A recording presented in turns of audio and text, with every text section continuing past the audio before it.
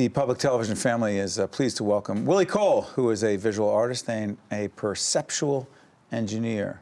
You got to help me on this perceptual engineer, Willie. What is that? Well, I engineer new ways of seeing, basically. It's a term I got from the advertising world, perceptual engineering. They orchestrate and create new ways for us to see society.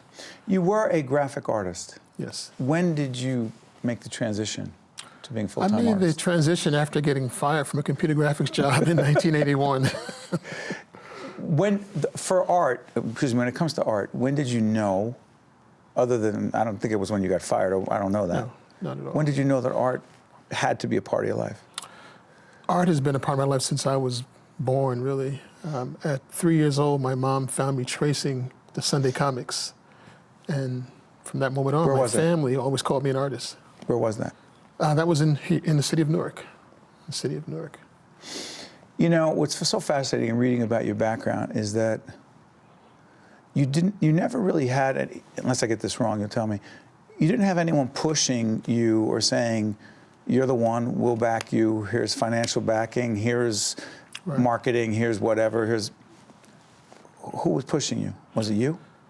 I was pushing myself, but I had a lot of emotional support for being creative. But no one in my environment understood the profession of being an artist. So that's something I just grew into on my own. The profession of being an artist. So what I'm fascinated by is the whole question of how one is an artist and pays his or her bills. It wasn't meant to be funny. Right, it is funny. Okay, when you first became a professional artist, you were on certain corners in New York City. Right. And you were putting out what kind of art? I started out as a professional artist selling art on the street, making color Xeroxes of my paintings, standing on the corner of 6th Avenue and West 4th Street, yeah.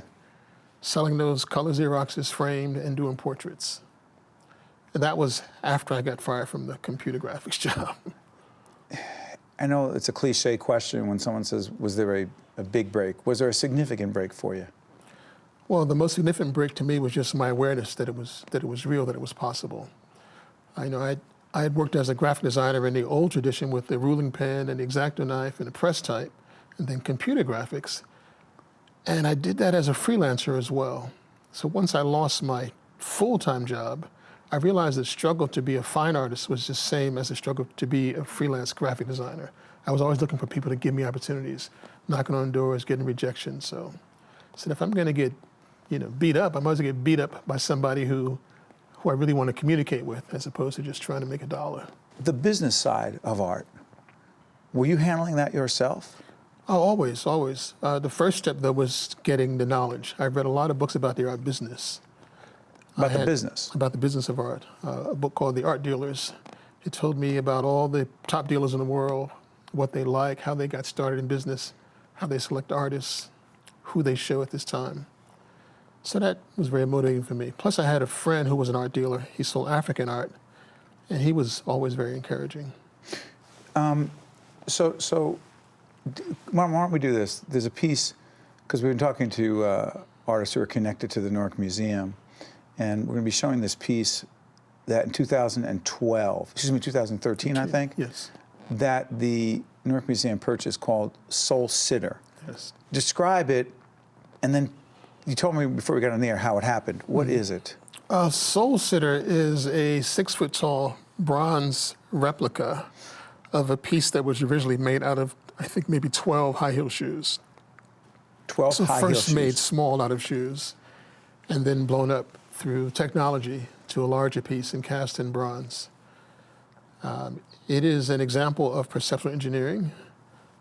It reminds you of the Rodin piece called The Thinker. Yeah. So I was very aware of that, but I didn't want to call it The Thinker. I called it the Soul Sitter because I like the double entendre of shoe soles, the human soul, and all that thing. And he's sitting and thinking. You know, the other piece, could you show the other piece, Georgette, and talk us through it? This piece. What is that, Willie? Oh, yes. That piece is called Eye Candy. Eye Candy. Eye Candy, Go ahead. E-Y-E Candy. Eye Candy is Well, I have done a lot of work out of high heel shoes, and most of the concepts grew from a list that describes the way that we perceive females in society, whether it be positive or negative. You got to give me more than that.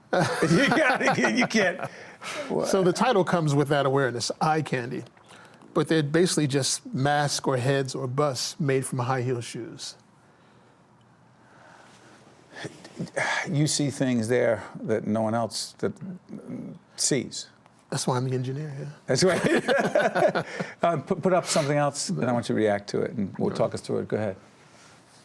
So this is the Soul Sitter in its original state. That piece is not made of, well, that is a bronze, actually.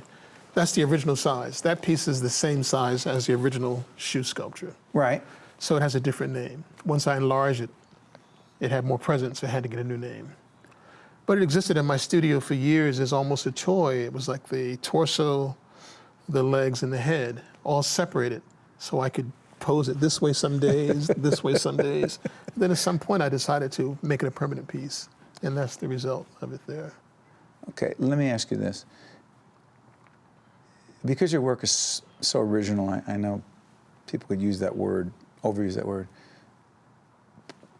Was there anyone who really inspired you, moved you in a certain way? In history? In art? Everything inspires me. But there were markers of Influence. Sorry for interrupting. Is there a difference between inspire and influence? influence. Yes, there's definitely a difference. Inspire means in spirit. Anyone influence? Influence, just awareness of art history. I studied African art in high school, because I went to high school during the time of sudden Black consciousness and awareness in the 60s. In college, I had Rosalind Jeffries, who was a great professor of African art. So that was great inspiration. But in Western art history, I was inspired by Marcel Duchamp and Pablo Picasso mostly. These are the times that I wish I understood more. And I appreciate just listening to you. And I know you helped the public television audience understand or appreciate just a little bit more about your work, but more importantly, they should go online and check you out. Thank you, Willie. Oh, thank you. That was great. Thank you. All right. The preceding program has been a production of the Caucus Educational Corporation, celebrating over 25 years of broadcast excellence, and 13 for WNET, NJTV, and WHYY. Funding for this edition of Caucus New Jersey has been provided by Bank of America, NJIT, Suez, MD Advantage, ADP, Kessler Foundation, and by the Healthcare Foundation of New Jersey. Promotional support provided by NJ.com, Small News, Big News, True Jersey, and by NJ Biz, All Business, All New Jersey. Transportation provided by Airbrook Limousine, serving the metropolitan New York, New Jersey area. Caucus New Jersey has been produced in partnership with TriStar Studios.